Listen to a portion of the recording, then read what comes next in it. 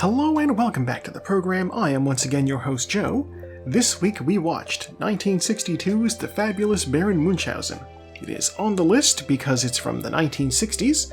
I was just given the option to pick anything from the Criterion catalog from the 1960s. I wound up going with this. The main reason I went with this is because I am already familiar with the property. I own on DVD 1988's The Adventures of Baron Munchausen, and so I saw this and I said, oh, same character. Let's give that a go. I know it should be entertaining. And I was correct. This was directed by Karel Zeman, or possibly Karl. This is actually complicated. He was born in the Austro-Hungarian Empire, because at the time it controlled Bavaria. Following the First World War, Bavaria broke off and became half of Czechoslovakia, which is the country that this was filmed in, and which no longer exists. So the more accurate thing to say was he was a Czech filmmaker. He spoke Czech. Work would have been done in the Czech Republic, or territories that are now the Czech Republic. Yeah, I think this might be one of only 2 films on the list that come from countries that no longer exist. It's a little bit fun to think about. The other, of course, being Sergei Eisenstein's Bazin Meadow. Anyway, so I had a look at his filmography. He has a bunch of animated features, and also partly animated features, that are similar to this, but this feels like it might not be that much of a stretch to say this is perhaps his masterpiece, his, crowning achievement, just because visually, I have never seen anything that looks like this film. The way that it blends hand-drawn animated stuff with actual scenery and people running around doing things, it's incredibly creative. I have never seen anything like it before.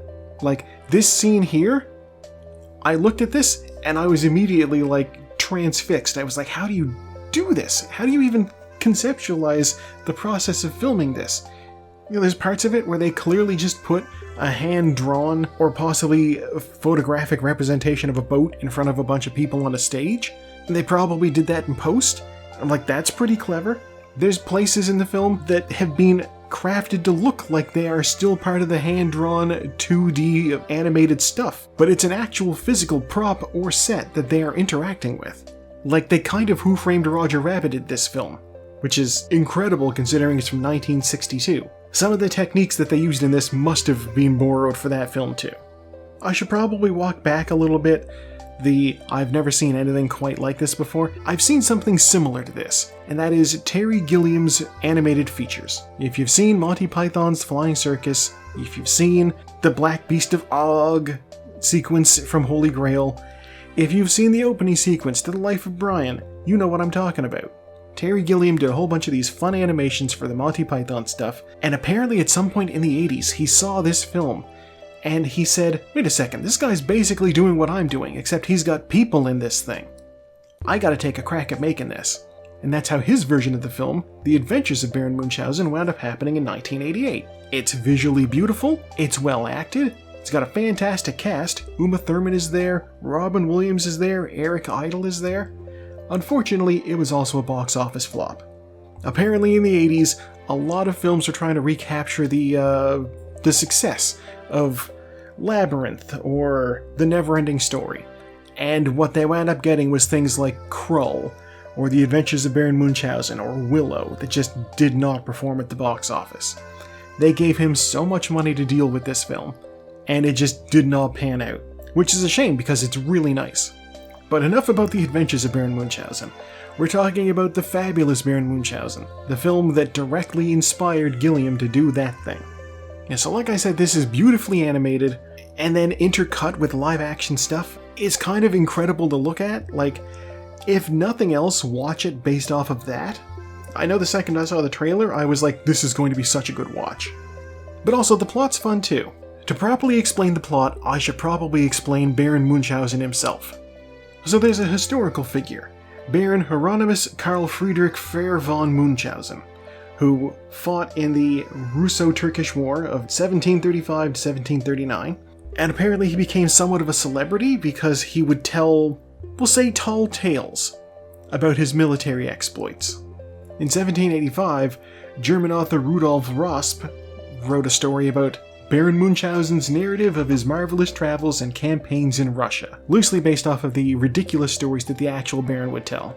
Some of the stories that the fictionalized version of the Baron would tell would include things like riding on a cannonball across the battlefield, or flying to the moon, single-handedly fighting off the Sultan's forces, just wild things that obviously nobody could actually believe. And that is what we get in the film, is a tall tale about a European adventurer / cavalry head who does all this ridiculous stuff, and it's all told from his perspective. Like, narratively, he is the narrator of the film. Like, okay, the film opens with an astronaut going to the moon and landing there, and when he gets there, Baron Munchausen is already there, as well as characters from Jules Verne's From the Earth to the Moon and Cyrano de Bergerac.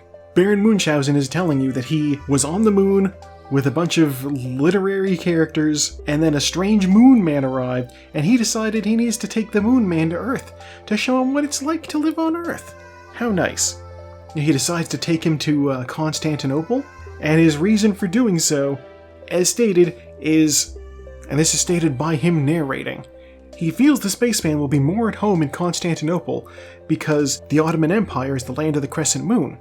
And so obviously that'll be more akin to what he's used to living under, right? He's a moon man. Makes perfect sense. They wind up rescuing a princess and going on the lam, and they have all sorts of fanciful adventures while trying to escape, including generating a smoke screen by having everybody on a boat smoke, getting swallowed by a whale, riding a kelpie at one point, and of course it wouldn't be a Baron Munchausen vehicle if he wasn't also at some point riding on a cannonball.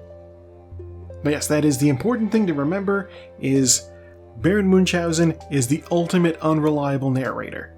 He tells you lies to impress you, so this entire story is just him making something up. If the name Munchausen sounds familiar to you, you might be aware of Munchausen syndrome, which is a slightly outdated medical terminology.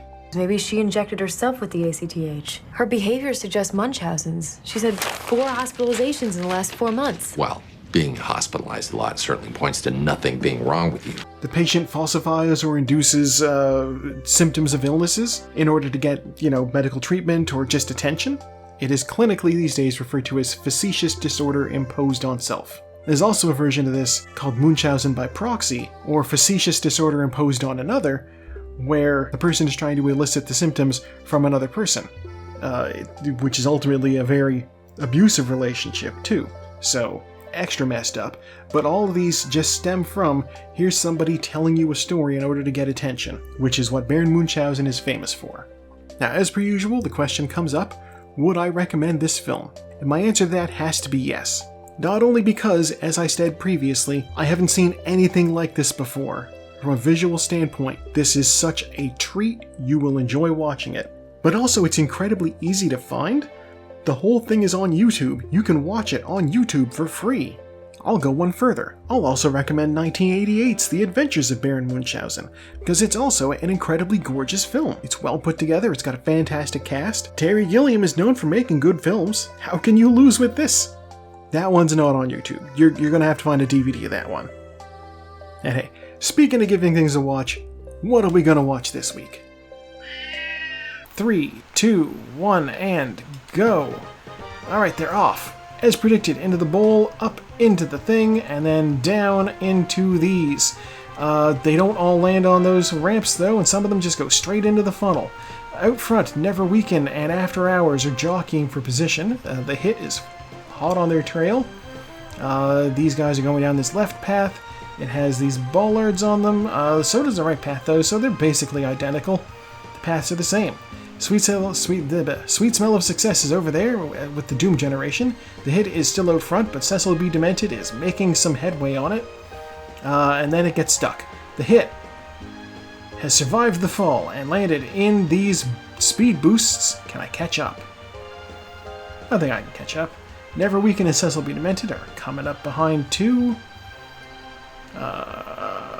3 Women has fallen off the course to its death.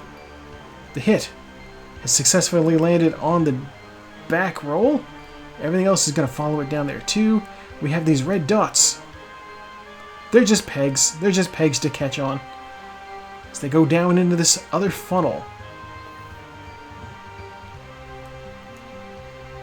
Oh, Kiss of the Spider-Woman is going into the hole first. Kiss of the Spider-Woman out front. Now.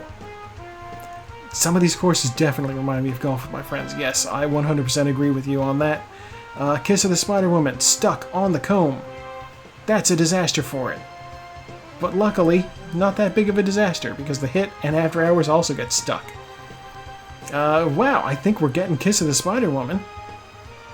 Yeah, there's nothing in between it and the end. Alright, so there's our first place, Kiss of the Spider-Woman. There goes the Sweet Smell of Success and the Doom Generation, both flung over the edge. The hit fell from the heavens. What the heck? Okay, the hit After Hours, Cecil B. Demented. There goes a man escaped off the edge of the course. My favorite software is Being Here. It's also landed. Here comes Brazil. Never Weaken is... Never Weaken, you were out front. What happened to you? Probably some hilarious slapstick antics, the likes of which you would expect from Harold Lloyd.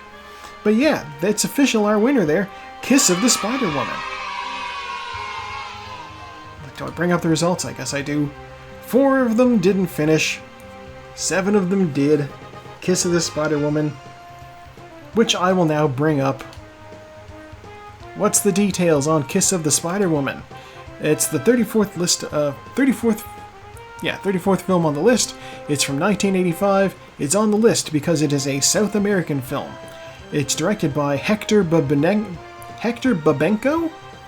7.3 out of 10 on IMDb. Romantic thriller. It's an hour and 10 minutes long. That's gonna be a long one. I'm sorry, did I say an hour and 10? I meant to say it's 2 hours long. My brain. 2 hours long. 121 minutes. Yeah, no. This is a long one. I mean, it's not super long. 2 hours is, like, well within acceptable range of a normal movie. But it's long compared to some of the other stuff on the list. I've been getting a nice string of hour-and-a-half boys, and now I have 2 hours, which, as I understand, is going to be mostly spent between John Hurt and Raul Julia in a South American jail cell. So, that sounds fun.